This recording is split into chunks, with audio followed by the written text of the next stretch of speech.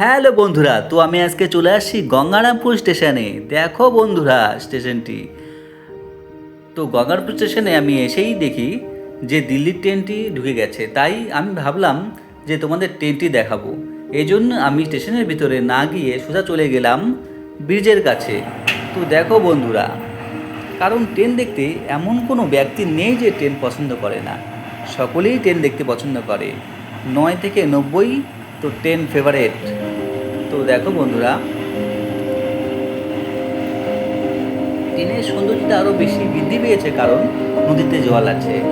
Wow, অসাধারণ, কোনো কথা হবে না।